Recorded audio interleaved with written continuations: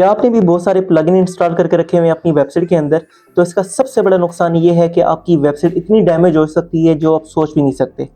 Plugins सबसे important चीज़ ये होती है कि एक कैटेगरी का एक ही प्लगइन अगर आप रखें तो सबसे बेहतर है।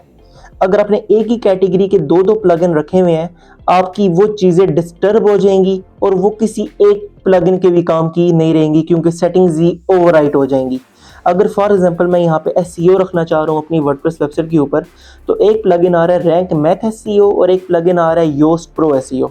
तो दोनों एसईओ का काम करते हैं, मगर ज़ाहिर बात है रैंक मैथ का एल्गोरिथम अपना है और योस्ट एसईओ का एल्गोरिथम अपना है।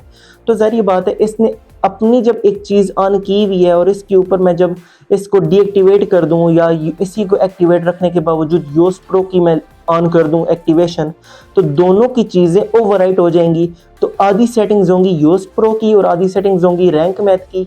तो इससे वो सारी चीज़ें डिस्टर्ब हो जाती हैं, जिससे आपकी वेबसाइट भी स्लो हो जाती है, वो रैंक भी नहीं होती और आप अपने विजिटर को भी ख़राब कर देते हो।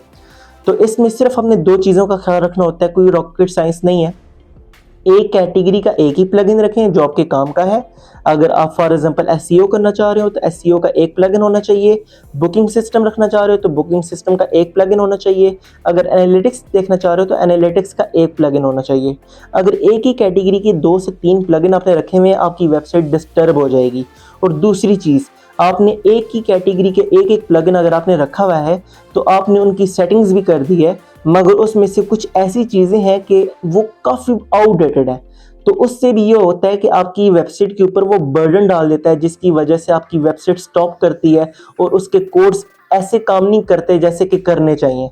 तो प्रॉपर फंक्शनल रखने के लिए आप यहाँ पे ऑटो अपडेट ऑन कर दो, या तो जो भी नया वर्जन आए उसको साथ साथ अपडेट करते रहें, ताकि आपके CSS और बाकी जो HTML कोड है वो सारे के सारे साथ ही साथ लेटेस्ट रहें।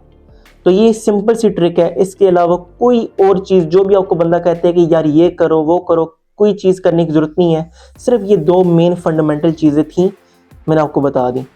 मज़ीद ऐसी इन्फॉर्मेटिव चीज़ों के लिए मेरे चैनल को सब्सक्राइब करें। अपना ख्याल रखिएगा। अल्लाह हाफ़िज़।